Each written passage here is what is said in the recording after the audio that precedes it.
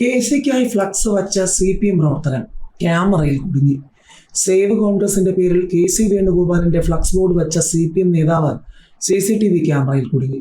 CPM Vadanappally local committee അംഗം അരവശ്ശേരി മുഹമ്മദാണ് CCTVയിൽ കുടുങ്ങിയത്.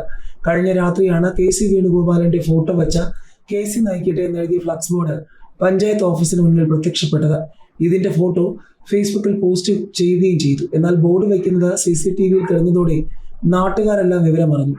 UDF മണ്ഡല committee പോലീസിൽ പരാതി നൽകി പ്രതിഷേധ പ്രകടനവും നടത്തി. CPMന്റെ ഗൂഢാലോചനയാണ് ഇതിന് പിന്നിലെന്ന് UDF നേതൃത്വം ആരോപിച്ചു.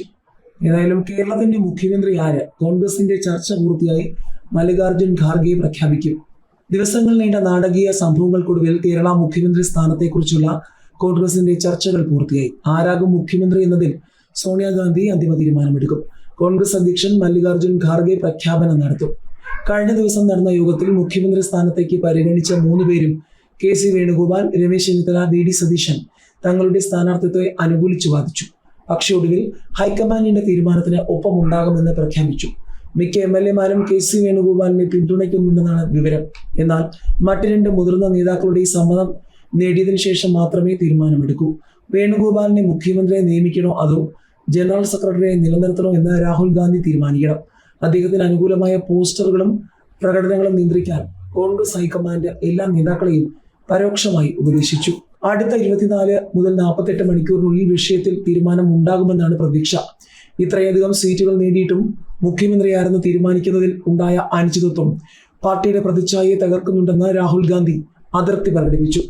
അതേസമയം കേരളത്തിലെ പുതിയ മുഖ്യമന്ത്രിയെ കുറിച്ചുള്ള അന്തിമ തീരുമാനം മല്ലികാർജുൻ ഖാർഗെയും ലോക്സഭാ പ്രതിപക്ഷ നേതാവ് രാഹുൽ ഗാന്ധിയും ചേർന്നായിരിക്കും എടുക്കുകയെന്ന് AICC കേരള ചുമതലയുള്ള ജനറൽ സെക്രട്ടറി ദീപാദാസ് മുൻഷി അറിയിച്ചു. മുഖ്യമന്ത്രിയുടെ പേര് വളരെ വേഗം പ്രഖ്യാപിക്കുമെന്നും അവർ വ്യക്തമാക്കി. കേരളത്തിൽ സർക്കാർ രൂപീകരണവുമായി ബന്ധപ്പെട്ട നിർണായക ചർച്ചകൾക്കായി കോൺഗ്രസ് ഹൈക്കമാൻഡ് നടത്തിയ 3 മണിക്കൂറിലേറെ നീണ്ട യോഗത്തിന് ശേഷമാണ് ദീപാദാസ് മുൻഷി മാധ്യമങ്ങളോട് പ്രതികരിച്ചത്. കോൺഗ്രസ് അധ്യക്ഷൻ ഖാർഗെയുടെ വസതിയിൽ ചേർന്ന യോഗത്തിൽ രാഹുൽ ഗാന്ധിക്കൊപ്പം AICC ജനറൽ സെക്രട്ടറി, സംഘടനാ ചുമതലയുള്ള KC വേണുഗോപാൽ, മുതിർന്ന നേതാക്കളായ രമേശ് ചെന്നിത്തല, VD സതീശൻ, KPCC അധ്യക്ഷൻ സണ്ണി ജോസഫ് എന്നിവരും നിരീക്ഷകരായ അജയ് മാക്കൻ, മുകുൾ വാസ്നിക് എന്നിവരും പങ്കെടുത്തു.